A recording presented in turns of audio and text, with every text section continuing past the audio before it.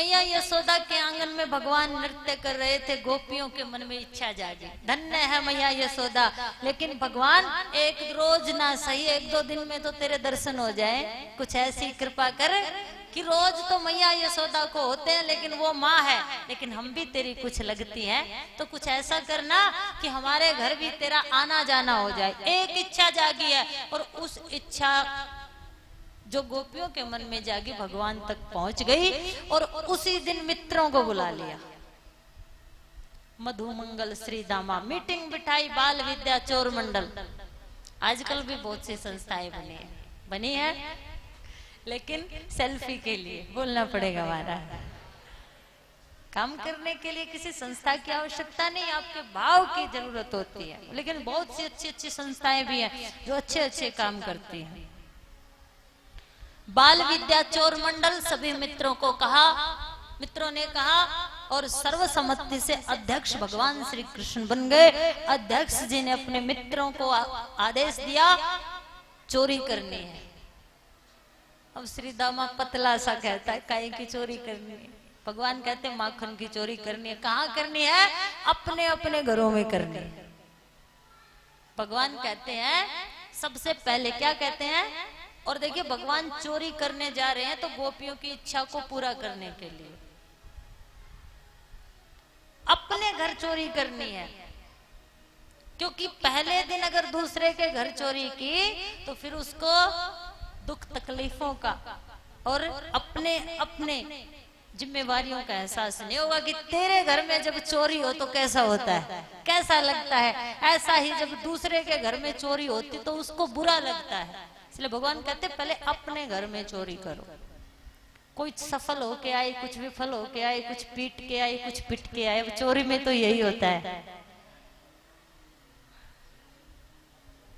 किसी के घर माखन चुराते, किसी की मटकी फोड़ देते, किसी गोपी की चोटी को छेड़ देते। ये बाल लीला है। एक छोटा सा बच्चा आपकी गली में, आपके घर में जो काम करता है, ये सिर्फ एक बाल लीला। इससे भक्तों को खुशी मिलती है, माँ बाप को भी खुशी मिलती है जब आपका बच्चा ये काम करता है। अब कभी भगवान चले जाते हैं, जब भगवान हर किसी के घर माखन चुराते हैं, किसी के घर मटकी फोड़ते हैं, तो फिर चर्चाएं हो जाती हैं। कुछ उसको देख के खुश हो जाती हैं, और जब वो नहीं होता तो कुछ समय उसकी याद में बीत जाता है, उसकी बातों में बीत जाता है। यमुना के किनारे इकट्ठी हुई गोपियां कहती हैं, अरे आज एक गोपी कहती है आज मेरे घर आया था, मटकी फोड़ दी। एक कहती है कल उसने मुझे भी छेड़ा था। तीसरी कहती है जब मैं बरसाने जा रही थी, मथुरा जा रही थी दूध दही बेचने, उसने मेरी भी मटकी फोड़ी थी। तो उन गोपियों में एक पद्मावती नाम की गोपी थी। जब गोपियां कहती हैं, उसका याद को, उसकी बातों को कर रही हैं, आनंद को अनुभव कर रही हैं, तो कुछ व्यक्ति अपोजिट भी होते हैं। तो वो कहती है अरे तुम्हारे घर आता है, तुम्हारी मटकी फोड़ता है, तुम्हें परेशान करता है, उसे पता तो तब लगे जब वो मेरे घर आए। चैलेंज दे दिया भगवान को। और तभी वहीं श्री दामा जो उसी का देवर था और भगवान के मंडल का सीआईडी था, सुन रहा था। भगवान से जाके कहता है भगवान कृष्ण, उन्हें नहीं पता था, वो भगवान को कहता है कन्हैया तू पद्मावती चाची से डरता है। भगवान कहता है डरते तो हम अपने माँ बाप से भी नहीं, बोलना पड़ेगा महाराज। देखिए अपनी सोच, अपना विचार है। कभी कभी कहते हैं ना अरे फलाने का बेटा महात्मा बन गया, महात्मा बन गया, तो दूसरे लोग कहते हैं बुद्धि खराब थी इसलिए बन गया। लेकिन बदलिए अपनी सोच को, महात्मा बुद्धि खराब होने से नहीं, जिसकी बुद्धि खराब होती है वो पागल खाने जाता है, पागल बनता है, मरीज बनता है। लेकिन महात्मा बुद्धि बिगड़ने से नहीं, दिल बिगड़ने से बनता है। बुद्धि बिगड़ने वाले पागल खाने जाते हैं और दिल बिगड़ने वाले वृंदावन और भगवान के चरणों में पहुंच जाते हैं। दूसरी सोच, जो महात्मा बने हैं वो दिल के बिगड़ने से बने हैं। फिर लोग कहते हैं वो महात्मा मेरे घर आते हैं, साथ में कुर्सी पे मैं बैठता हूँ, जो मैं कहता हूँ वो करता है, तो वो भी महात्मा नहीं। क्योंकि हमने अपनी माँ बाप की नहीं मानी तो तुम्हारी कहाँ से मानेंगे। महात्मा किसी की नहीं मानता, आत्मा की सुनता है, परमात्मा की सुनता है। बोलना पड़ेगा महाराज। जैसे मीठी मीठी बातें आप करते हो वो भी आपके सामने कर देता है। पद्मावती चाची कहती है मेरे घर आके दिखाए। श्री दामा कहता कन्हैया तुझे डर लगता है? भगवान कहते हैं अरे डरना काहे से। कल ही पहुंच जाते हैं। गए पद्मावती चाची कुएं पर जल भरने गई थी, यमुना में जल भरने गई थी। पूरी टीम ने हमला बोल दिया, मटकियां फोड़ी, माखन बिखेर दिया। जो माखन बिखरा था भगवान श्री कृष्ण ने कपड़े के साथ उस घर में पोछा लगा दिया और स्वयं एक दीवार के पीछे बैठ गए। जैसे ही पद्मावती चाची आई, दरवाजा खोला और जैसे ही पैर रखा तो आंगन पर घी बिखरा पड़ा था।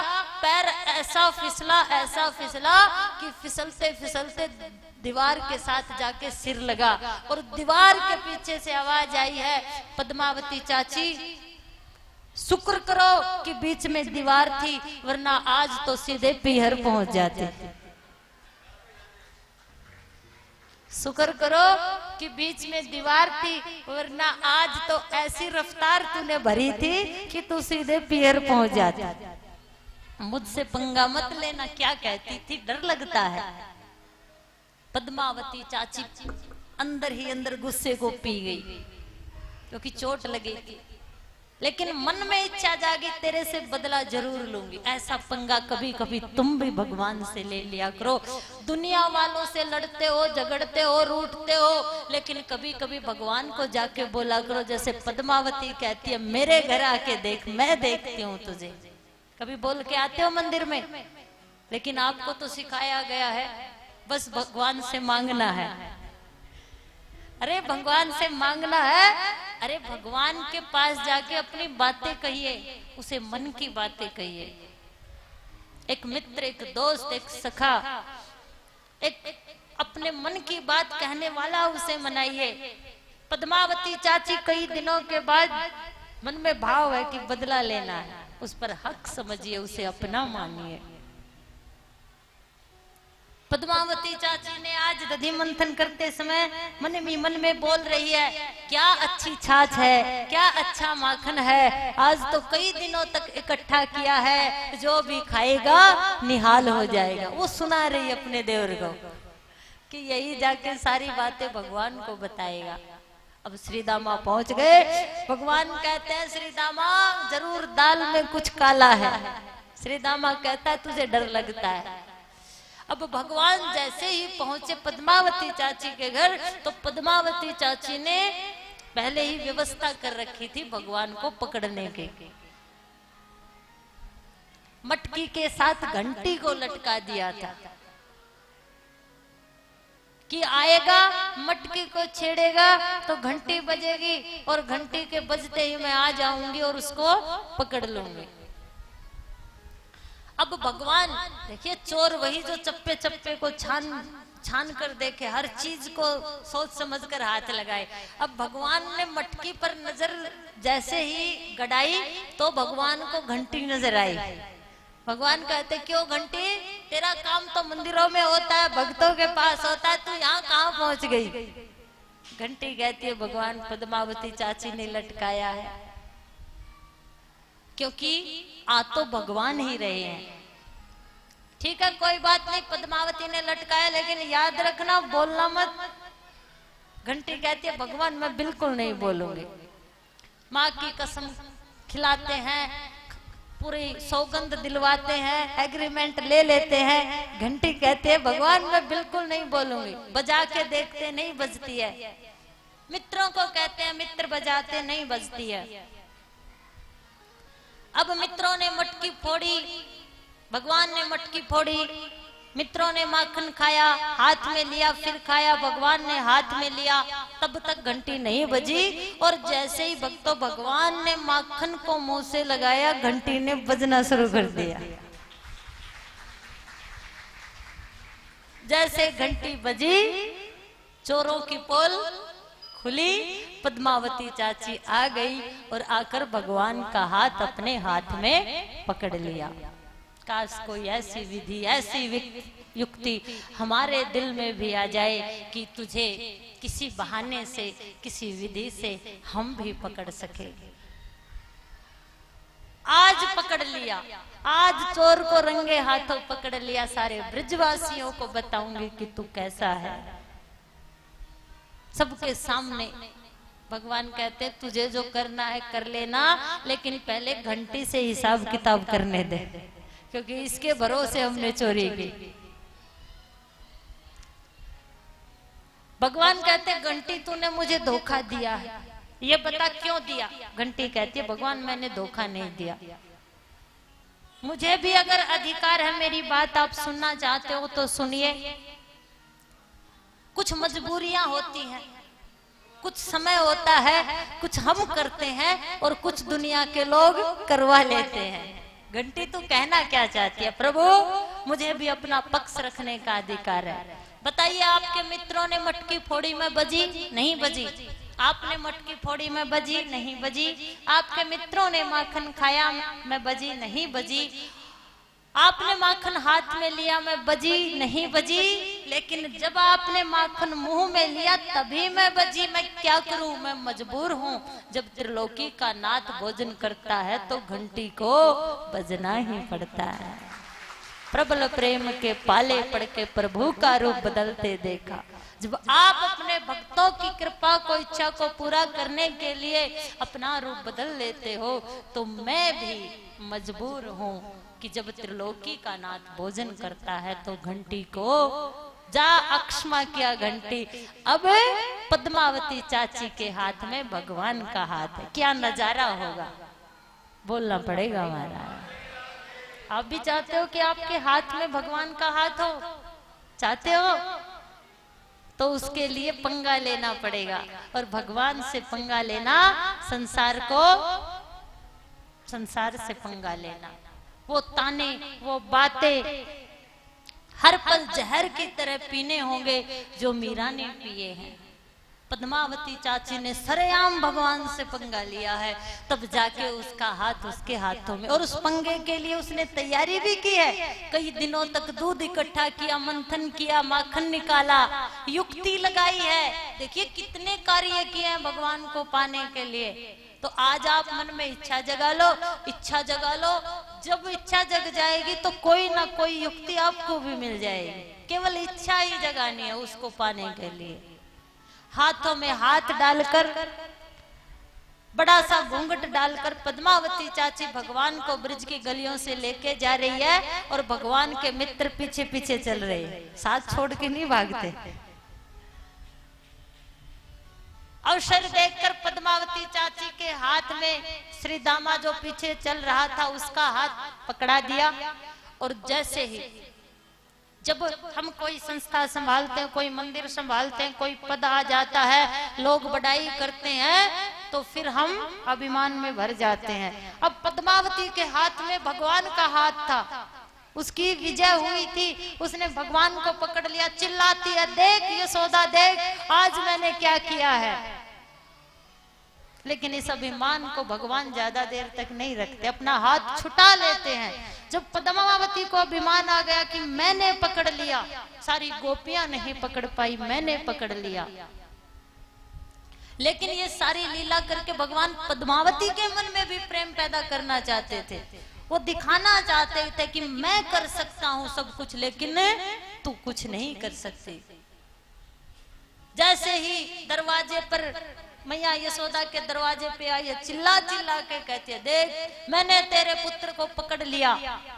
मैया यशोदा कहती है तू पागल तो नहीं हो गई जो चिल्ला रही है। चाहे मैं पागल हूं मैया, चाहे समझदार हूं, देख तेरे बेटे को मैंने पकड़ा चोरी करते हुए। तो मैया यशोदा कहती है देखना मुझे नहीं, देखना तुझे है। और घूंघट को उठा के देख। हम औरों की गलती देखते हैं लेकिन अपनी गलती नहीं देखते। कर यारी उस यार से जो सब यारों का यार है, अंतर्यामी अंदर बैठा सबका पालनहार है। उसको पाने के लिए एक ही रास्ता है कि हम अपने आप को देखें, अपने अंदर जाके देखें। यशोदा कहती है मुझे तो दिख रहा है तुझे देखना है और तुझे देखने के लिए घूंघट उठाना होगा और आपको भी उसका दीदार करने के लिए, उसका हाथ हाथों में लेने के लिए इस दुनिया रूपी घूंघट को उठाना होगा। जैसे ही पद्मावती ने घूंघट उठाया है तो अपने हाथ में भगवान श्री कृष्ण का नहीं, अपने देवर के हाथ को पाया है, क्योंकि अभिमान से पर्दा उठा है। कहा तू कहाँ आ गया? श्री दामा कहता मैं यही तो था भाभी, आजकल तू बावली हो गई है, सोते सोते भी बड़बड़ाती है। अब तो आदत ऐसी हो गई है कि तू दिन में भी बड़बड़ाती है, किसी को पकड़ लेती है और किसी का नाम लेने लग जाती है। अब जो हालत पद्मावती की हुई, जो अपने आप को धर्म का ठेकेदार मानते हैं, कुछ मंदिर, कुछ संस्थाएं, कुछ अच्छे काम करने से समझते हैं कि हाँ बस मैं ही हूं, तो भगवान 1 मिनट में पोल खोल देते हैं, पागल बना देते हैं, बेवकूफ बना देते हैं। पद्मावती चाची को देवर कहता, उसका देवर कहता है तू पागल हो गई है, तू बावली हो गई है। बौखलाहट में पद्मावती कहती है वो कहाँ गया जिसका हाथ पकड़ा था? बौखला चुकी है, अभिमान टूटा है, लेकिन फिर भी दिल में थोड़ी सी इच्छा है उसको देखने की। उसकी थोड़ी सी इच्छा के कारण भगवान माँ के पल्लू के पीछे से झांकते हम यहाँ हैं। अभिमान में पकड़ा, उसकी बेइज्जती करवाने के लिए पकड़ा है, लेकिन फिर भी बेइज्जती हो चुकी है। देवर भी कहता है कि तू पागल है, लेकिन फिर भी मन में इच्छा है कि वो कहाँ है, तो वो कहता है हम यहाँ हैं। और कहते हैं पद्मावती चाची पंगा मत लेना, अब की बार देवर का हाथ पकड़ाया, अगर अगली बार ऐसा अभिमान किया तो तेरे हाथ में तेरे खसम का हाथ पकड़ा दूंगा। श्री श्री 1008 नागा बाबा श्री इच्छापुरी जी महाराज, मतलोड़ा धाम, बरवाला, हिसार, हरियाणा।